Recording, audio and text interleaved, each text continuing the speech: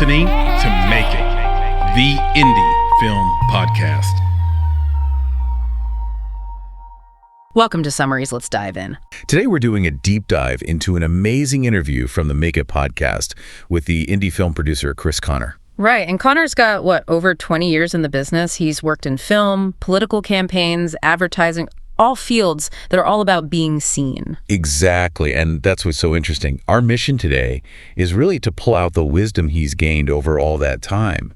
You know, for you, the learner, this is a blueprint for building a career that actually lasts. And the central paradox, which is a great place to start, is how does someone who makes things visible for a living stay so completely anonymous himself? It's fascinating. We're going to unpack his philosophy on that, plus some really actionable advice on mentorship. And the business lessons, right? The stuff that separates the pros from the people just trying it out. Absolutely. Okay, so let's get right into that first idea, this paradox of privacy. He's in an industry that runs on self-promotion, on branding, but he just doesn't do it. How does that even work? Yeah. Well, the funny thing is, his anonymity has sort of become its own brand. An unintentional one, maybe, but it's created this mystique. He's the producer who gets things done, the man behind the curtain. So the work speaks for itself, and he doesn't have to. That's the message, yeah. And he even leans into it, maybe subconsciously. His Instagram profile picture hasn't changed since 2012. It's the little gold idol from Raiders of the Lost Ark. No way. The Jovito idol. That's perfect. Something mysterious, valuable, and, hard to get. Exactly. It reinforces the whole thing. But his reason for it isn't some grand branding strategy. It's much more personal. He just sees a lot of self-promotion as a kind of vanity that doesn't interest him. The promotion is for the project, not the person. Right. And it also comes down to protecting his own well-being. He talks about deleting his Facebook account years ago because it was just exposing him to what he called toxic stuff. Which is something we hear a lot, but for someone in politics and advertising, I wonder what crossed the line for him. He said it was watching people he knew and respected, just digging into each other over political issues online. The keyboard warrior effect. Totally. He felt they were saying things they would never say face-to-face, that the whole thing was encouraging bad faith communication. So his takeaway from all that, his professional lesson was just don't engage. Pretty much. He saw that raising your voice in that kind of fight means you lose control. You lose control of the narrative, but more importantly of yourself. And he'd just rather walk away. For a producer, that composure is everything. Okay, that makes so much sense. That idea of control, which feels like a perfect bridge to his origin story and a really key choice he made about where he wanted to build his career. It is. So he grew up mostly in Florida, though he's from East Tennessee originally. And his big aha moment for film wasn't just watching a movie. It was seeing one being made, right? He saw Raiders of the Lost Ark, which explains the idol, but then he saw Cocoon filming near his home. Yes, near Indian Rocks Beach. And that was the lightning bolt. Seeing people get paid to build that world, to make that magic, that set him on his path. So he goes to film school, ends up at Watkins College of Art in Nashville, and this is where he makes that big decision. This is it. He gets a chance to do an internship in Los Angeles, the obvious move, the one everyone says you have to make. But he turns it down. He stays in Nashville. I mean, that's completely counterintuitive, isn't it? It is. But it was a very conscious choice. He decided he wanted to prioritize his quality of life over chasing, the giant movie right away. He felt he could build the career he wanted from Nashville on his own terms. And that really shaped the kind of producer he became, more grounded, more independent. But that independent path, especially when you're starting out, can be risky. Which brings us to this incredible story he tells. The Wits barbecue robbery. Right. This was just a student film project, a scene study. A simple scene study, shot late at night at a barbecue joint on Nolensville Road, which was a pretty rough neighborhood in Nashville at the time. And the scene involved fake guns. You can probably see where this is going. Oh, yeah. They had no permits, no police detail, nothing. He says suddenly a car just comes screaming through the parking lot. And an instant later, the Nashville SWAT team is there. Guns drawn. Oh my gosh. A shotgun pointed right at him. He's on the ground screaming, "It's a movie, it's a movie." I can't even imagine that feeling. The switch from we're making art to this is real. He said the relief was immediate, of course, but the lesson was permanent. It taught him in the most visceral way possible how badly things can go wrong. You never, ever cut corners on safety. Responsibility comes first. always. That experience must have just burned itself into his professional DNA. And that kind of discipline, that structure, it leads right into his ideas on mentorship. So for someone listening right now trying to break in, what's his advice on finding a mentor? It's so simple and so actionable. He says, don't look for a mentor. Make yourself so valuable that a mentor finds you. Be an asset. Be an asset. Get on as many sets as you can, as fast as you can, and just make everyone's job easier. And he has the perfect story for this, the YMCA commercial. Yes. While he was at Watkins, a professor offered an internship to the whole class. It was for a YMCA commercial. And guess how many students showed up? Just one, Chris Connor. Just him. And that single act of showing up, of being reliable, led directly to his first paid gig with the guy running it, his first real mentor. It's that old saying, 80% of success is just showing up. It's so true. And having that work ethic is probably the best defense against some of the more difficult personalities in the industry. Absolutely.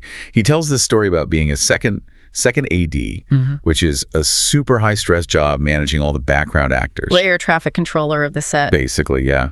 And he had to deal with this lead actress who was brilliant, but just difficult, yelling at him constantly. And the really telling part is that on that same movie, you had legends like Olympia Dukakis and Diane Ladd, who were, in his words, complete professionals. Kind, prepared, easy to work with.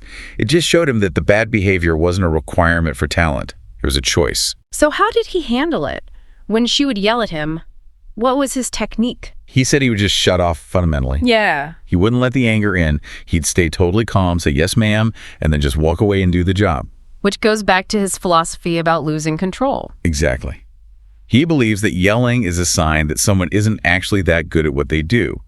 Because if you were, you wouldn't need to yell. You'd have the situation under control. His calmness was his way of staying in control. This all connects so well to the business side of things, because a lot of that onset stress comes from financial pressure. And Connor is very clear about the biggest mistake he sees young filmmakers make. It's financial short-sightedness. It's the classic mistake. You get one good job, maybe it pays 6 figures for a few months of work, and you immediately go buy a new car or plan a huge vacation. You act like it's a permanent salary when it's really just a temporary gig. Right. And you're not prepared for the lean times that are inevitably coming.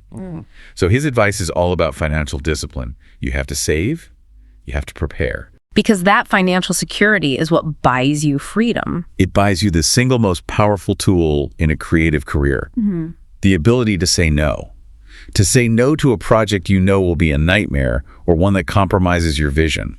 That is true success. That's a huge mindset shift. It's not about the size of the budget. It's about your leverage to protect your own sanity and your own work. And it took him years of sacrifice to build that. Not going on the vacations, saving his money. But that foundation is what allowed him and his partners at Hideout Pictures to make really bold moves. Okay, let's talk about Still the King, because they did something you're almost always told not to do. They self-funded the pilot, starring Billy Ray Cyrus. Which, yes, is usually terrible advice. It's a huge gamble. So why did it work for them? Because it wasn't just a gamble. It was a strategic investment in creative control. By funding it themselves, they got to make the show exactly the way they wanted to make it. So they could avoid the classic studio notes. All of them. They were worried a network would try to turn it into like a generic 3-camera sitcom. By showing up with a finished, proven concept, they had all the leverage. They could sell the show on their terms. That's the ultimate payoff of all that discipline. You buy your own creative leverage, which leads right into his advice for pitching. He has 3 main points, right? He does. Yeah. First, you have to be ready to be married to the project. It's a years-long grind, and you have to be ready to fight for it every day. Second, be realistic. Know the marketplace. Yes. Know who you're pitching to. As he says, don't bring a comedy to Blumhouse. Yeah. Do your homework. And the third one, which ties it all together, is be willing to walk away. This is the big one. He talks about a project called the Clever Leagues, where they had offers, but the deals would have stripped them of creative control. His analogy was incredible. He said, it felt like the studio was trying to grab our kid's hand and walk off with it. Wow. And because they were financially secure, they could say no. They could protect their kid. They valued their vision more than a quick paycheck. And, one last detail that's worth mentioning is that he's done all this for 2 decades without drinking. He developed an allergy in his 30s in an industry where socializing and stress relief are so tied to alcohol. It's just another testament to that discipline. It really is. It shows that the foundation of his career is built on something much more solid than industry norms. So this deep dive has given us so much for you, the learner. The power of privacy as a brand, the absolute non-negotiable need for safety on set. The simple truth that just showing up is half the battle for mentorship. And that financial discipline is what actually buys you creative freedom. There's a great line, Connor quotes, that life is mostly what you don't see. I think that's the final thought for you to take away. A successful, and more importantly, a happy career in a creative field isn't defined by the big, visible moments. It's defined by the quiet, unseen choices. The money you saved instead of spent. The online argument you walked away from. The bad deal you had the courage to turn down. That's the stuff that really matters. Stay inspired, and until next time, be better, be creative, be engaged, and thank you for listening. Hey everybody, Chris here. Before you go, if you enjoy our work and want to support what we do at Make It, please subscribe to the Make It Podcast channel on YouTube and rate and review on Apple Podcasts and Spotify. We have terrific tees, hoodies, hats, and more at cottonbureau.com.